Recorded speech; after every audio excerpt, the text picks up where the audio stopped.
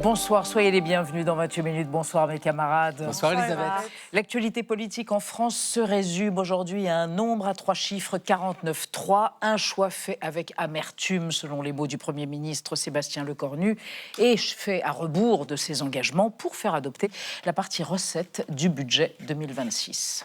Le Parlement ne pouvant pas prendre sa responsabilité jusqu'au bout que de donner un budget à la nation, le gouvernement engage sa responsabilité sur la partie 1 des recettes du projet de loi de finances pour 2026. Quelles seront les conséquences politiques de l'usage du 49.3 sur la longévité du gouvernement Lecornu et sur la confiance des Français dans la parole politique? Côté économique, la ponction des entreprises avec prolongation de la surtaxe des profits des grands groupes et maintien de l'impôt sur l'industrie. Est-ce la bonne solution? On en débattra et on vous retrouvera Marie Bonissou et Xavier Maudu pour vos chroniques. Oui, Elisabeth, et la centrale canine vient de dévoiler le chien préféré des Françaises et des Français à partir de tous les chiots nés et déclarés en 2025. C'est le Golden Retriever, un très joli toutou. Elisabeth, on va donner la patte ce soir pour avoir de l'histoire dans la gamelle. Très bien, vous aurez un os. Et vous, Marie? Une chronique sur notre désastreuse condition de spectateurs et spectatrices modernes. Les plateformes de streaming nous ont transformés en public déconcentré, inattentif. C'est pas moi qui le dis, c'est Matt Damon. L'acteur? Oui. À tout à l'heure, on a hâte. Et pour commencer, en ce 20 janvier qui marque le premier anniversaire de la seconde investiture de Donald Trump, il est urgent de comprendre ce que sont les lumières sombres, théorisées depuis 20 ans par les néo-réactionnaires américains qui métastasent dans l'entourage de Donald Trump et chez les milliardaires de la Silicon Valley. L'objectif des néo-réacs, séparer la politique de la morale, abattre la démocratie et créer un État-entreprise dirigé par un PDG tout-puissant. Explication tout de suite avec Arnaud Miranda, brillant docteur en théorie politique.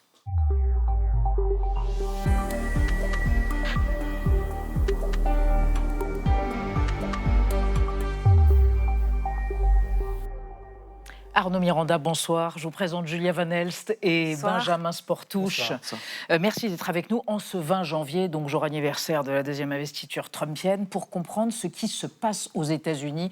Votre livre est remarquable, indispensable, Les Lumières sombres, chez Gallimard. Les Lumières sombres, c'est une antithèse de l'esprit des Lumières du XVIIIe siècle, c'est ça?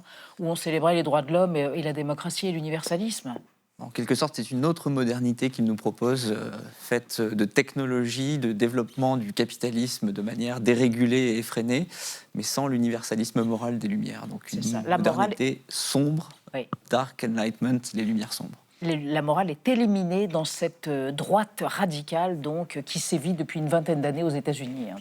Oui, qui est née il y a une vingtaine d'années, mais qui sévit, on va dire, depuis un peu plus récemment, la fin des années 2010, au sein du Parti républicain. On va y revenir après le profil que vous a consacré Gaël Legras.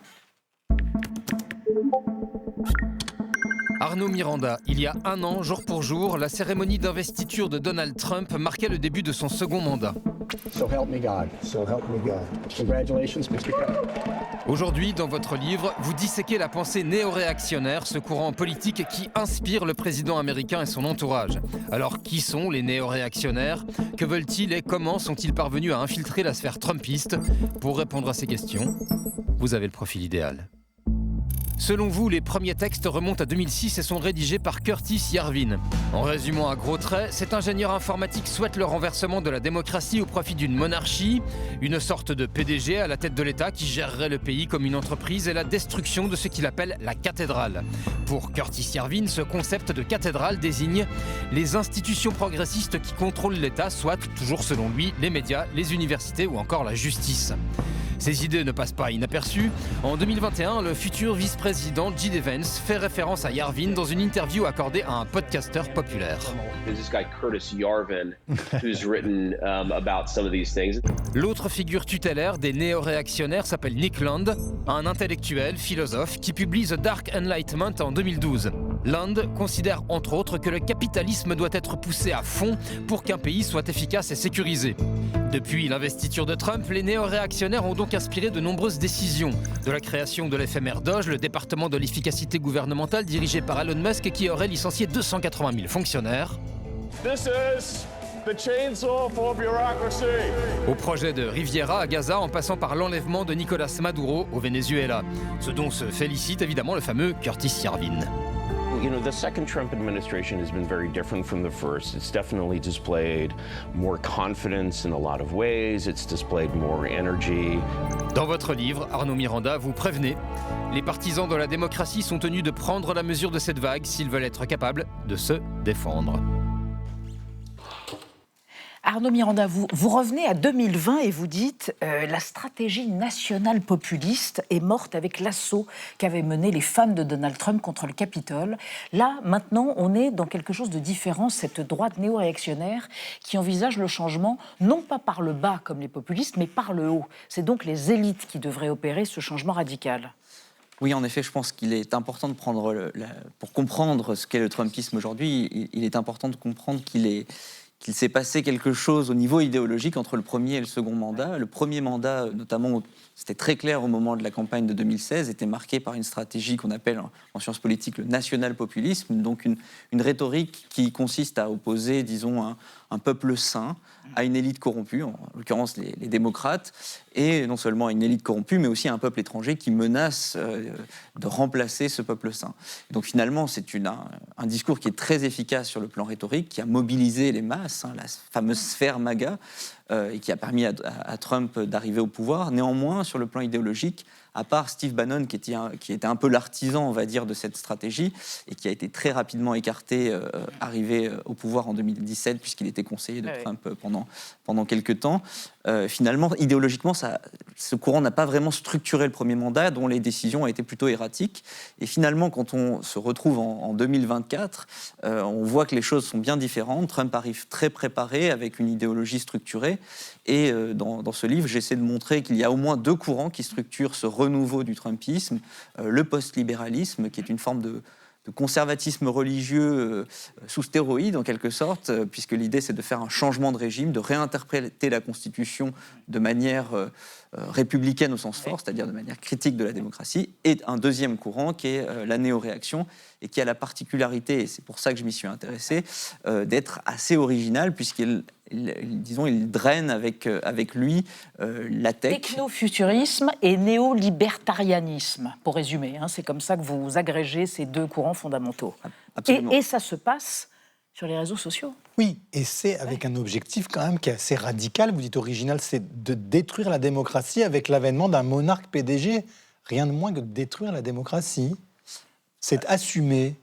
Tout à fait. Le point de départ de Curtis Yarvin, donc, qui est, le fondateur, si l'on veut, de cette constellation néo-réactionnaire, c'est l'idée que si on est vraiment réaliste, on doit concevoir que l'État n'est pas autre chose qu'une entreprise. Et c'est ce sur quoi se leurre la démocratie, c'est qu'elle croit que finalement l'État est légitimé par une forme de contrat social.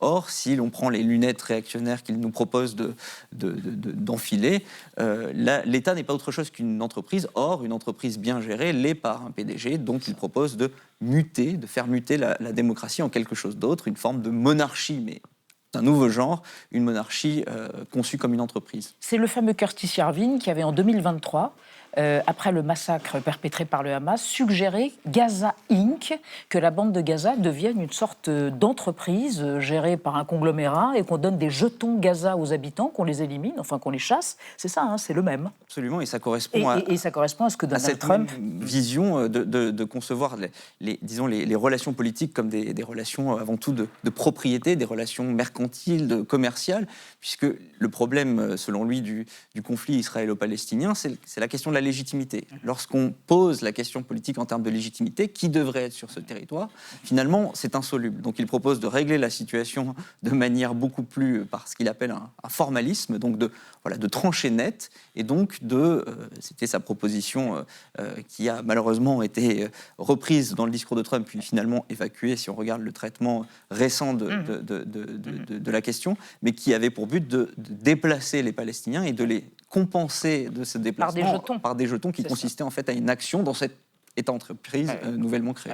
On va évoquer avec vous, Arnaud Miranda, et avec Julia, le retour de Trump, donc il y a un an, jour pour jour, et la galaxie MAGA Est-ce qu'elle commence à se déliter? La question est ouverte. Mais en tout cas, des dissensions ont éclaté au grand jour fin décembre lors de l'America Fest. C'est le grand rassemblement conservateur qui a eu lieu en Arizona 4 mois après l'assassinat de Charlie Kirk. La base, en fait, reproche entre autres à Donald Trump son interventionnisme exacerbé en politique étrangère, sa gestion du conflit à Gaza, les frappes sur l'Iran en juin dernier, l'intervention brutale au Venezuela. Tout ça est critiqué en interne au nom du principe de l'America First. Certains aussi au sein du mouvement s'opposent à donc cette montée en puissance d'un courant MAGA vraiment extrême dont les militants diffusent des théories du complot et qui sont ouvertement antisémites, racistes ou encore misogynes.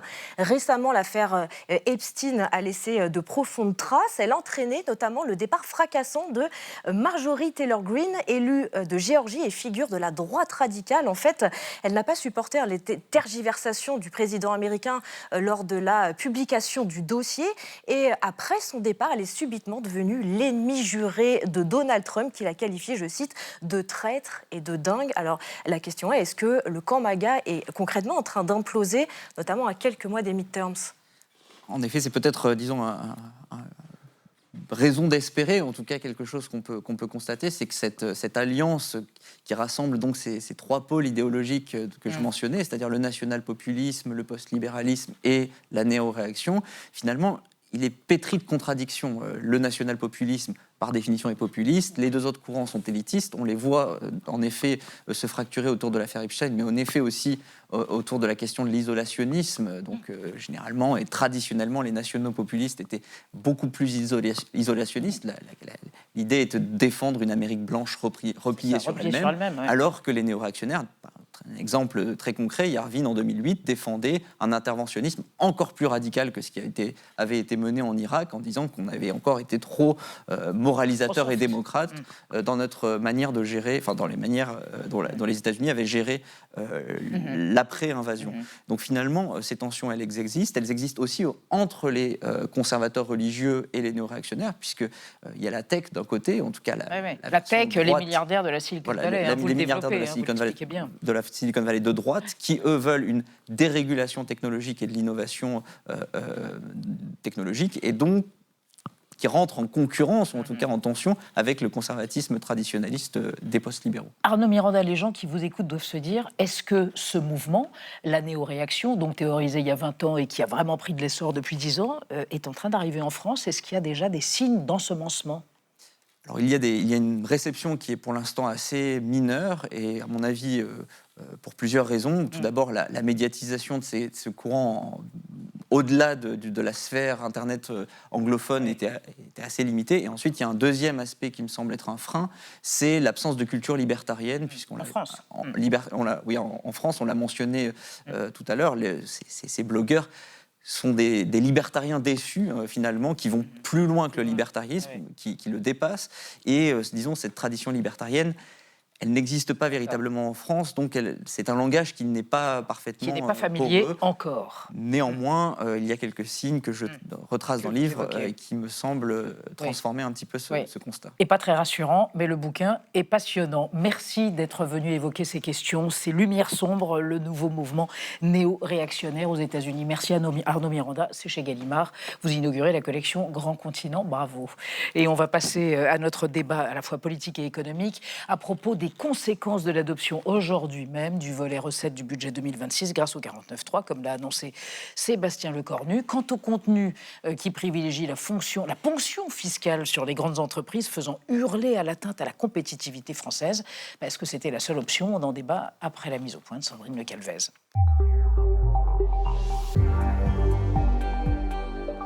3 octobre dernier, Sébastien Lecornu faisait cette promesse solennelle.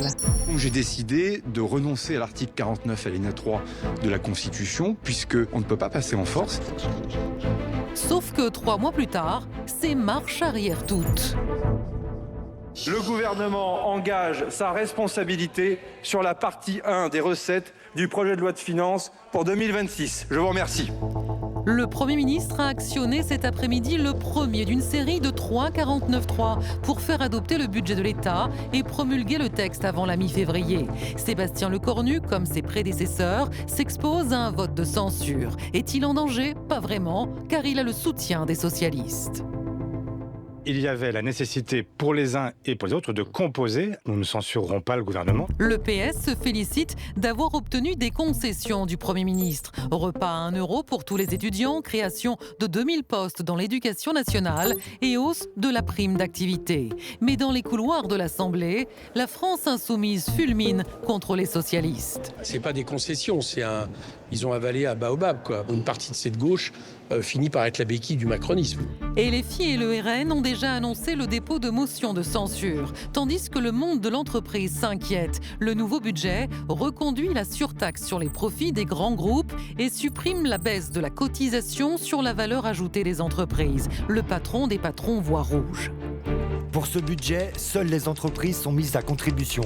Cela dans le pays où elles sont déjà les plus taxées au monde.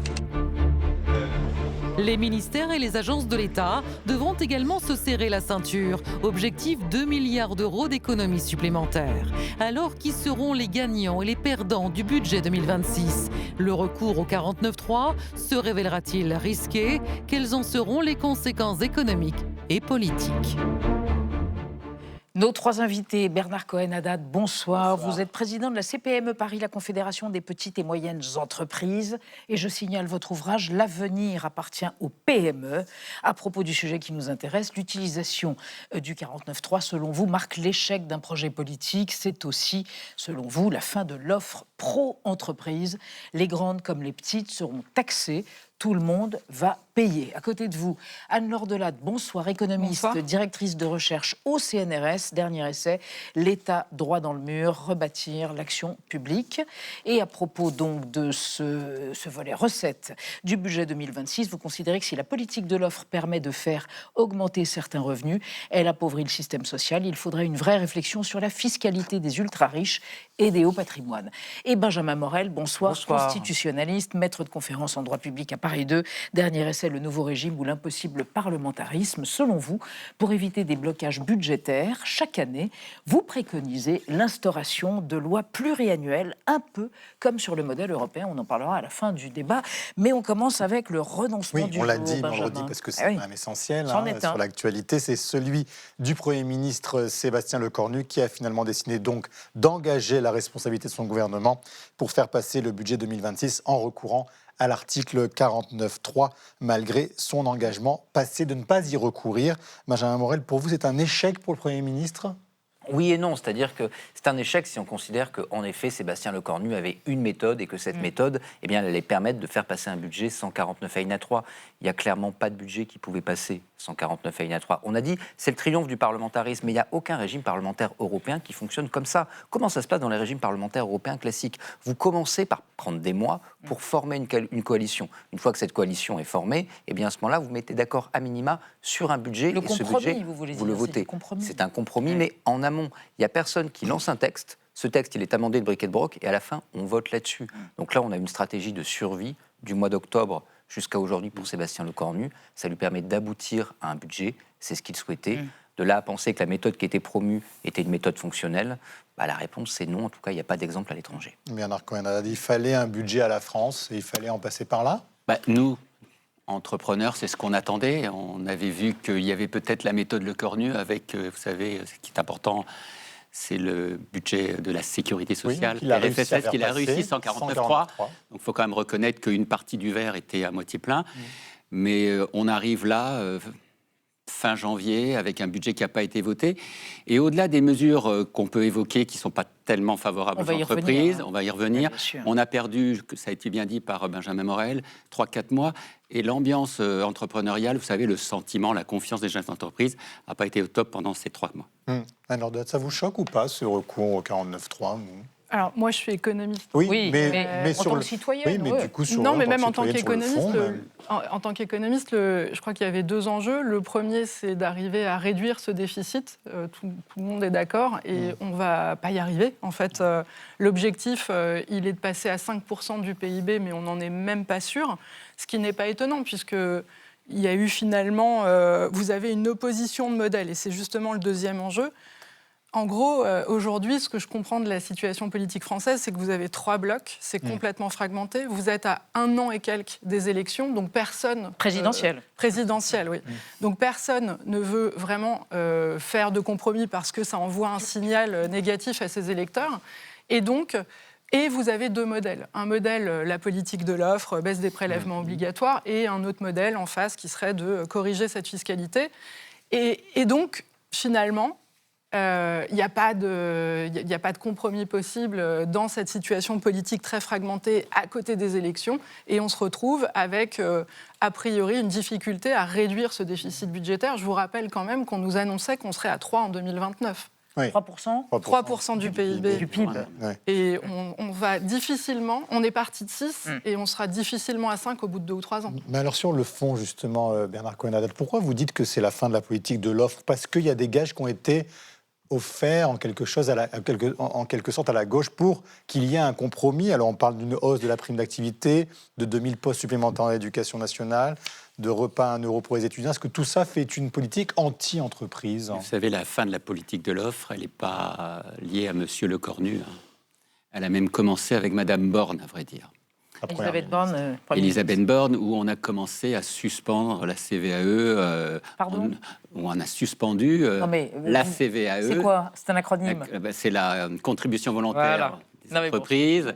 Et donc, à l'été 2023, c'est là vraiment où on tourne une partie du dos à la politique de l'offre, et ça a été affirmé de manière très négative, si vous me le permettez, avec la dissolution et l'arrivée de Michel Barnier. C'est là qu'on tourne le dos de la politique de l'offre. Et bien entendu, pour nous, c'est le renoncement à la politique pro-entreprise que nous avions appelée de nos voeux de 2017 et jusqu'à 2019, c'est-à-dire jusqu'à l'entrée à la Covid-19. Alors, on a déjà vécu des moments... de la gauche socialiste au pouvoir. Attendez, on n'est pas amnésique dans les entreprises. Ce qui est inquiétant aujourd'hui, c'est qu'on a l'impression de ne pas avoir de politique affirmée, c'est-à-dire qu'on navigue un peu à vue, donc on nous parle de surtaxe, après on augmente une prime d'activité, mais on sait très bien que d'un autre côté, il faut désmicardiser, donc si on désmicatise, la prime d'activité, elle n'a pas tellement lieu d'être, donc vous voyez qu'on est un petit peu ce que j'appelle la politique du chien crevé au fil de l'eau, et puis sur la politique du chien crevé au fil de l'eau, c'est-à-dire qu'on laisse un peu voguer, aller les choses, et puis on verra bien comment ça se passe. Non, juste une réaction, non, Anne Lorde-Lotte, par rapport à la politique du chien crevé au bord de l'eau avant qu'on... Oui, si on avait vraiment une remise en question de la politique de l'offre, on aurait remis en question, par exemple, les aides publiques aux entreprises. Vous savez, il y a eu un rapport sénatorial là-dessus. 200 milliards d'euros par an qui, a priori, ont des effets limités. Ça, c'est un vrai élément de la politique de l'offre. Le deuxième élément, c'est une fiscalité qui est... en fait, très régressive en France au niveau des entreprises. On devrait avoir une équité, c'est-à-dire que vous soyez une petite ou une grande entreprise, vous devriez payer le même taux, d'accord ? Aujourd'hui, les données de l'INSEE nous montrent qu'une grande entreprise paye 7 points de PIB, 7 points d'imposition de moins qu'une petite entreprise. Vous êtes dans une brasserie, vous allez payer plus d'impôts que si vous êtes Total ou autre. Ça, pourquoi ? Parce qu'il y a, en fait, on n'a pas du tout remis en question tous ces crédits d'impôts, ces exonérations, ces réductions d'impôts. Oui. Et ça aurait été une remise en question de la politique de l'offre. Sur les aides, non, mais sur les aides, c'est important parce que les 15 000 aides que l'on a dans le tableau des aides, elles ne sont pas abondées par les PME, vous le savez très bien. On ne répond pas aux aides, parce que quand on répond aux aides, c'est trop compliqué. C'est vraiment trop compliqué. Donc cet argent, il est non, mais attendez, vous est pas versé. C'est pas une, je veux dire, c'est pas mon coming out que je fais là. Hein. Je dis qu'il faut réduire le nombre d'aides, parce qu'on a trop d'aides auxquelles les PME ne répondent pas, et quand elles y répondent, certaines d'entre elles, elles ont tellement de contrôle qu'une fois qu'on a répondu aux aides, on ne veut surtout pas y répondre. Donc il faut limiter les aides aux PME. En revanche, c'est vrai, il y a une vraie distorsion de concurrence entre les grands groupes qui font 80% de leur chiffre d'affaires à l'international et les PME qui ne peuvent pas délocaliser. Ça, c'est un vrai enjeu aujourd'hui. Alors, attendez, on va continuer le débat, mais on va évoquer avec Julien qui va payer la facture. Les grandes entreprises sont dans le viseur, semble-t-il, de Sébastien Lecornu. Ce sont effectivement les plus grandes entreprises qui vont passer à la caisse. La surtaxe d'impôt qui devait être exceptionnelle et durer juste un an, eh bien, elle va être prolongée en 2026. Et selon plusieurs sources ministérielles, cela pourrait représenter 8 milliards milliards d'euros pour l'État. Seule concession tout de même, ce sont les 300 plus grands groupes français qui sont concernés et non plus les 400 premiers. Autre décision du gouvernement, maintenir, vous l'évoquiez, la CVAE, la cotisation sur la valeur ajoutée des entreprises. C'est un impôt local pour les entreprises qui réalisent un certain chiffre d'affaires. Cette cotisation devait être abaissée. Finalement, ce ne sera pas le cas. Enfin, Sébastien Lecornu s'attaque au pacte Dutreil, une niche fiscale dans le cadre des transmissions d'entreprises familiales. Désormais, les biens personnels, tels que les maisons de vacances, les châteaux ou encore les œuvres d'art seront taxés. On le voit donc, le gouvernement qui vise les grandes entreprises. Et pour Patrick Martin, le président du MEDEF, je le cite, les entrepreneurs s'exaspèrent d'être systématiquement la variable d'ajustement. Une colère sourde qui monte dans le milieu économique et qui dure depuis plusieurs semaines. En décembre, 2000 patrons ont signé une tribune et ont dénoncé, je cite, une descente aux enfers fiscales. Alors, dans un courrier adressé dimanche soir aux chefs d'entreprise, le Premier ministre a tenté tout de même de déminer la situation. Oui, un effort supplémentaire est demandé aux patrons, mais cet effort est nécessaire, dit-il, car il contribuera au financement de la hausse des dépenses militaires. Benjamin Morel, est-ce que c'est un vrai argument politique de dire, de leur dire, il faut que vous avanciez sur le patriotisme économique? Alors c'est un élément qui est en effet un élément qui peut permettre de mobiliser une partie de l'opinion. C'est-à-dire que très très clairement, aujourd'hui, au vu de la situation internationale, c'est quelque chose qui peut être audible. En revanche, est-ce que c'est vraiment audible dans les milieux économiques? Ça, c'est beaucoup moins évident. Mais il faut comprendre que pour le gouvernement, il y a une prise dans un rapport de force. Celui qui est fort dans une assemblée qui est fracturée, c'est pas celui qui a le plus de députés. Celui qui est fort, c'est celui qui dispose de la possibilité de vous censurer. Et là, en l'occurrence, les LR ne vont jamais censurer, le socle commun ne va jamais censurer. Ceux qui peuvent censurer, ceux qui peuvent, si jamais il y a un tiers du groupe qui rentre en dissidence en jugeant que ce n'est pas suffisant, censurer, c'est le groupe socialiste. Et donc, on a un budget qui a été fait en partie seulement malgré tout, pour donner des gages au groupe socialiste, parce que c'est le groupe bascule. Et ça, c'est l'une des règles du parlementarisme minoritaire. Vous dépendez du groupe d'opposition qui vous est le plus favorable. Et en l'occurrence, ce n'est pas l'heure de gloire du PS, mais très clairement, c'est un budget qui s'est fait en partie aux conditions d'Olivier Faure. Pour vous, pour le constitutionnaliste que vous êtes, Benjamin Morel, est-ce qu'on peut flécher des impôts vers une destination? Donc, on ne flèche pas. Alors, symboliquement, vos impôts, dit le Premier ministre aux entreprises, vont aider les armées. Symboliquement, c'est quelque chose qui permet d'avoir un argument électoral, mais institutionnellement, constitutionnellement, et ça peut être retoqué possible. En soi, le fléchage, juridiquement, en effet, il ne peut pas se faire. En revanche, symboliquement, vous pouvez vous en proclamer. Et Bernard Cohen-Haddad, ça vous convainc, cet argument du Premier ministre? Est-ce que ça vous savez, moi, patriotisme-là? Moi, j'avais un maître en économie qui s'appelait Alfred Sauvy. Il avait une expression qui était très forte, vous avez peut-être connue. Il disait la charité des riches n'a jamais rempli le ventre des plus pauvres. Vous voyez, donc c'est très clair, c'est pas un système de vase communicant, malheureusement. Et moi, ce qui m'inquiète, c'est les effets d'annonce plutôt qu'une politique affirmée. Qu'on affirme une politique de gauche, on peut être contre, on peut être pour, mais on a une politique qui est claire. Aujourd'hui, on le voit bien, et c'est très bien dit par Benjamin Morel, on est dans l'ajustement et dans la recherche d'une majorité. Donc, on va vers des mesures qui vont non pas pour créer une politique économique, mais tout simplement pour obtenir une majorité. Et moi, je ne suis pas convaincu, et c'est ça qui m'inquiète le plus, c'est que l'élection d'un président de la République demain inversera cette tendance si, à nouveau, il n'y a pas de majorité politique derrière. Et donc, bien entendu, on est dans une ambiance extrêmement délétère pour les entreprises. J'en termine là. 69 000 défaillances d'entreprises. L'année 2025. Sur 2025, ça, 250 000 emplois salariés, non salariés. Et au-delà du chiffre des 69 000 défaillances, c'est la gamme des 50, 100 et 200 salariés qui, aujourd'hui, sont là à être fermés, ce qui n'était pas le cas auparavant, où c'était les moins de 10. Donc, vous voyez où on est passé en 24 mois, c'est-à-dire depuis 2023. Et on le voit, le tableau, l'évolution du nombre de défaillances d'entreprises. Vous l'entendez, cet argument, Anne-Laure Dade, du risque de défaillance d'entreprises, voire de délocalisation, parce qu'on grève leur trésorerie? On a déjà entendu ça quelque part, non? Ça fait quand même pas mal de temps qu'on nous dit que le système français a trop de charges sur les entreprises. Donc on a mis en place cette politique de l'offre. Vous avez une réduction des prélèvements obligatoires pour les entreprises en moyenne. On a un problème en France, c'est que les grandes entreprises payent moins d'impôts que les moyennes et les petites entreprises. il y a 7 points d'écart de fiscalité entre les deux.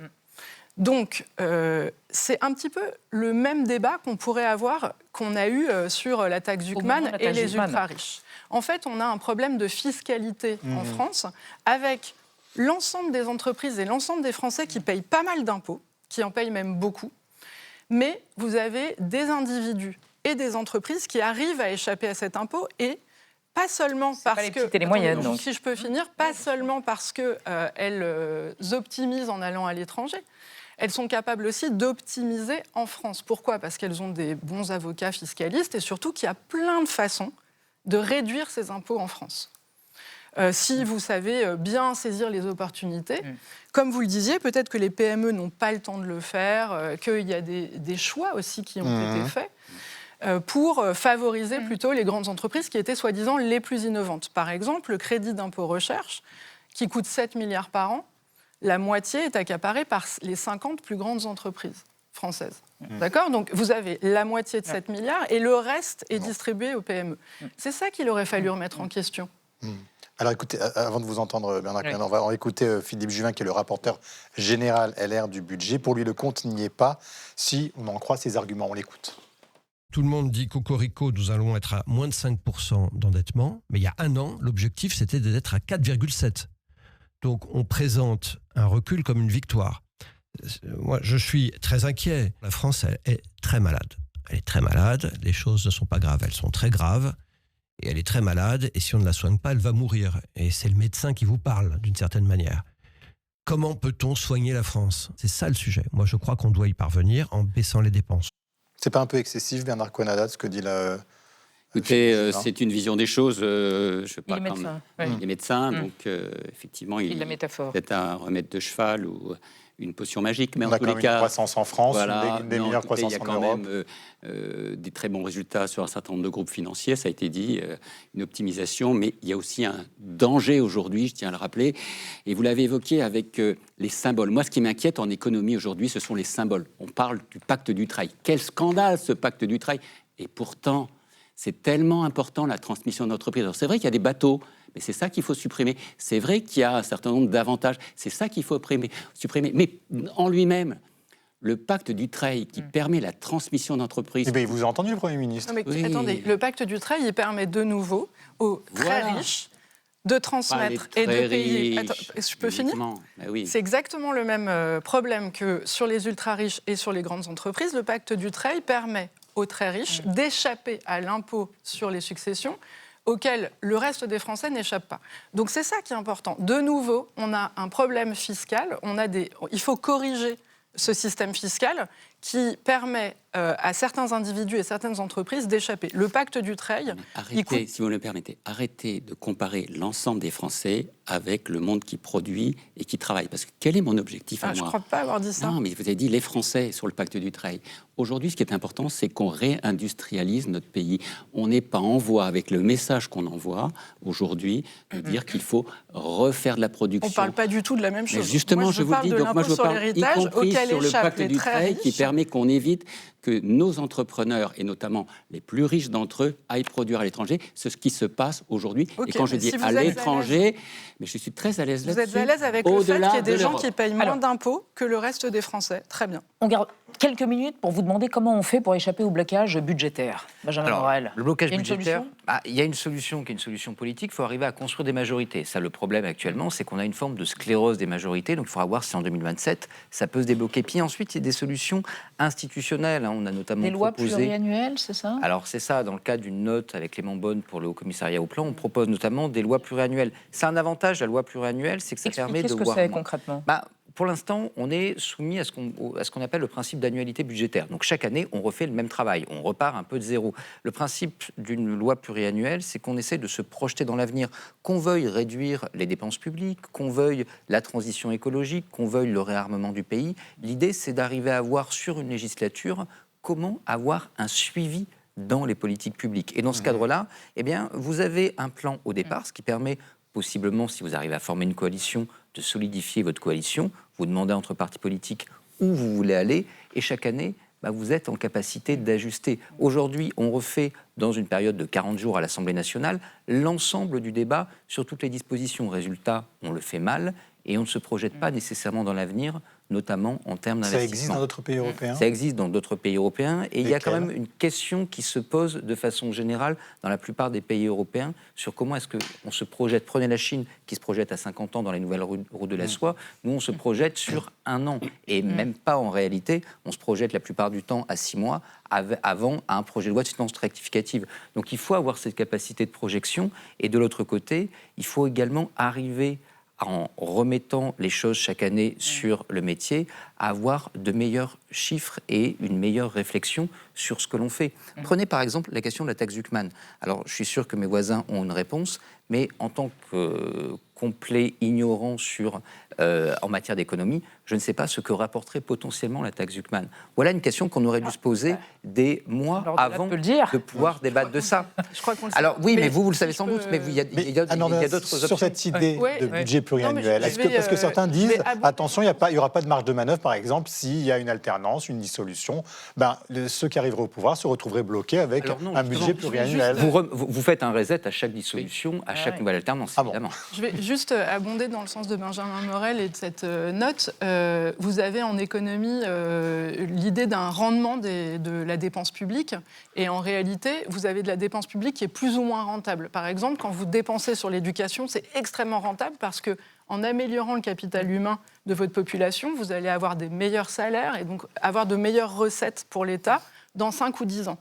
Le problème, c'est que ça prend 5 ou 10 ans. Et donc, les élus qui ont un horizon temporel beaucoup plus court vont faire des compromis et donner de l'argent à des entreprises qui n'est pas vraiment très rentable. Les fameux crédits d'impôt dont vous parliez. Il y a des effets très limités.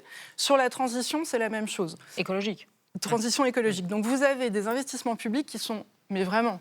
Je veux dire, c'est documenté empiriquement, beaucoup plus rentable que d'autres. Est-ce que vous êtes d'accord avec cela, vous aussi ? Est-ce que ça peut faire consensus entre vous, justement, en termes de projection ? Oui, ça me semble une bonne chose. Et moi, je crois qu'on a oublié dans le débat le deuxième volet du Premier ministre, c'est-à-dire la baisse des dépenses publiques, parce que ça va arriver très, très vite. Ça fait partie aussi de ce qu'il a proposé. Donc, qui a un volet... Bah oui, mais c'est important. On évoquait tout à l'heure les 4 à 8 milliards de taxation supplémentaire. Moi, je crois que l'ambiance, elle est chez nous, nous, les entreprises, un peu dans une inquiétude, mais qui n'est pas non plus déraisonnée. On voudrait que ça aille un peu plus vite et que ce soit surtout stabilisé. Très bien. Merci infiniment. C'est le mot de la fin. Et merci d'avoir participé à ce débat. On va rester dans l'actualité vue par Xavier Mauduit et Marie Bonisseau. Au classement annuel des chiens préférés des Français, c'est pas le chien crevé qui va au bord de l'eau, c'est le Golden Retriever qui l'emporte haut la patte. Et aux États-Unis, l'acteur Matt Damon alerte et dénonce le formatage par la plateforme Netflix des films d'action à destination des spectateurs qui ont leur téléphone en main en même temps qu'ils regardent le film. Mais d'abord, le mot vedette du jour, Cuba, île des Caraïbes vivant au rythme des privations et de la salsa, dans le collimateur de Donald Trump. C'est entendu. Pourquoi Donald Trump s'en prend-il à Cuba ? Cuba occupe le devant de la scène. À destination de Cuba. Qu'est-ce que ça veut dire ? Exactement ce que ça dit. Merci de m'en dire un peu plus. Entendu. La vie secrète des mots vedettes.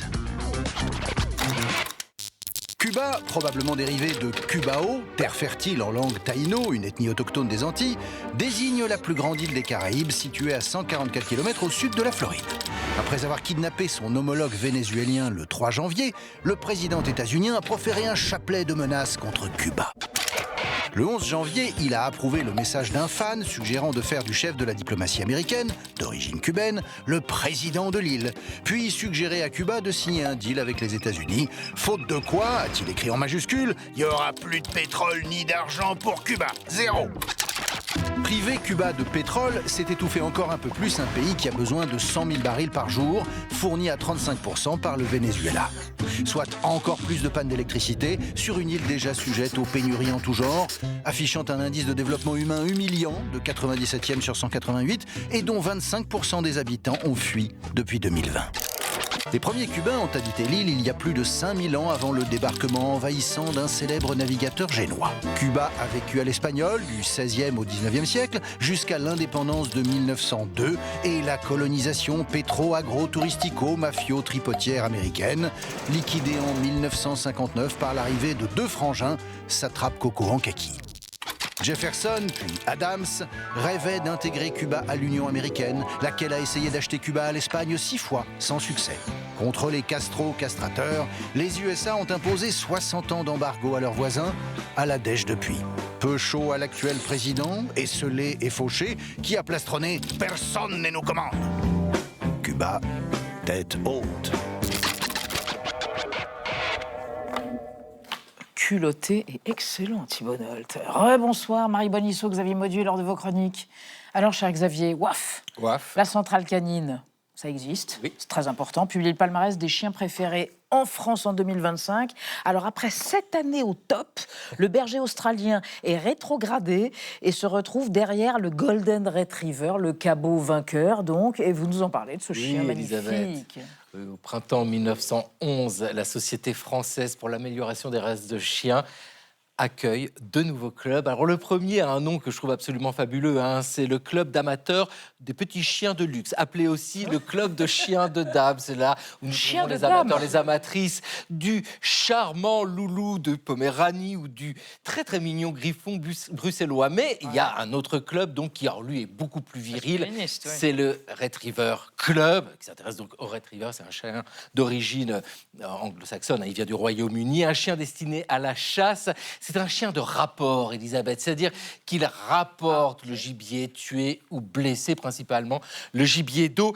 C'est d'ailleurs la signification de son nom, Retriever, ça vient de l'anglais to retrieve, rapporter. Mais attention, c'est un mot français, c'est un mot que les Anglais ont piqué au vieux français, retrouver. Donc évidemment, retrouver, il retrouve la proie. D'accord, alors le Retriever, quand devient-il doré, puisqu'il est golden? Il est golden. Alors vous avez plusieurs races de Retriever, bien sûr. Vous avez le Retriever de la baie de Chesapeake, lui il vient des États-Unis. Le Retriever à poil ras, lui, il vient du Royaume-Uni. Vous avez le célèbre Labrador Retriever, qui vient du Canada, et le Retriever doré, qui est doré parce que son poil est de cette couleur-là, et c'est absolument magnifique. C'est un chien qui naît, une race qui est créée au milieu du 19e siècle et qui se répand vraiment le début du XXe siècle. C'est seulement en 1931 que les standards de la race sont fixés, et c'est aussi en 1931, d'ailleurs c'est logique, que la manufacture d'armes et de cycles de Saint-Étienne, connue de tous les chasseurs, publie une petite plaquette sur les chiens de chasse et présente le Golden Retriever, ce chien qui est présenté comme tout nouveau, tout beau, et qui plaît beaucoup à ce moment-là. C'est un chien de chasse admirable, parce qu'il est endurant, parce que il est actif, c'est un chien à l'os solide, à la patte musclée et à la dent douce. À la dent douce. Et il va vous ramener votre petit pigeon abîmé, votre bécasse comme ça, avec énormément de délicatesse. Parce que déjà en 1931, dans cet ouvrage-là, il est dit que le Retriever fait preuve, quand il est golden, d'une grande capacité de bonté. Ça, c'est très beau. Et d'intelligence. Et déjà en 1931, il y a le souhait que ce chien soit mieux connu et plus répandu. Et ben voilà, c'est fait. Il a fallu attendre un petit peu moins d'un siècle, mais il a trouvé la médaille d'or, tout ça, parce qu'il a du chien. Oh, c'est tout? C'est tout? Oups, donnez la patte. C'est tout. Marie, les films à la demande sur les plateformes comme Netflix n'ont plus grand-chose à voir avec les films de cinéma de l'âge d'or, du cinéma comme on l'aime. C'est un constat fait par l'acteur et producteur Matt Damon. Matt Damon, et qui dit que Netflix a complètement bouleversé en mal notre façon de réaliser des films et d'écrire des scénarios. Alors, c'est une des voix les plus puissantes d'Hollywood qui dit ça, Matt Damon, et ses propos ont été d'autant plus remarqués que ce même Matt Damon est en pleine promotion d'un film Netflix. Voilà, c'est pour ça qu'on l'a entendu avec étonnement. Son film, ça c'est The Rip, c'est un truc avec des flics à Miami, qu'il interprète et qu'il a coproduit avec son ami toujours Ben Affleck. Alors, Matt Damon et Ben Affleck étaient invités il y a quelques jours chez le podcasteur conservateur le plus écouté des États-Unis, Joe Rogan. Et Matt Damon a raconté par quel subterfuge Netflix essaye absolument de capter l'attention de ses spectateurs et de ses spectatrices qui sont, il faut le dire, beaucoup moins attentifs qu'un public de cinéma. Résultat, ce qu'on a demandé à ce film d'action de Matt Damon, c'est notamment de changer l'ordre des scènes. C'est très concret. Notamment, Matt Damon, il raconte que avant, dans un blockbuster hollywoodien classique, on va mettre à peu près 3 scènes d'action. On les dissémine et puis on met le paquet sur la dernière scène d'action. Sur Netflix, c'est exactement l'inverse. And now they're like, can we get a big one in the first 5 minutes to get somebody, we want people to stay tuned in. And it wouldn't be terrible if you reiterated the plot 3 or 4 times in the dialogue because people are on their phones while they're watching, you know what I mean? Bah oui, je savais que ça vous choquerait, Elisabeth, le téléphone portable pendant le film. C'est la dure vie des œuvres de plateforme qu'on regarde avec plein de distractions chez soi. Donc, des dialogues super explicatifs. On en prend un peu pour des idiots. Mais aussi des plans très courts. Netflix exige des plans 20 secondes maximum. Ils donnent même à leur réalisateur une liste de caméras autorisées. C'est de l'ultra-formatage, avec évidemment quelques exceptions, notamment la série Adolescence, qui était composée que de plans séquences, avec des dialogues extrêmement subtils. La plateforme peut produire quelques films intéressants, il faut être honnête. Mais dans l'ensemble, Netflix a inventé le film qui se regarde d'une oreille. Netflix a détruit la sacralité dans notre rapport aux images et à la fiction et dans notre pratique de consommation. C'est un critique et producteur français, Romain Blondeau, qui a dit ça. C'est l'auteur d'un pamphlet bien senti sur Netflix.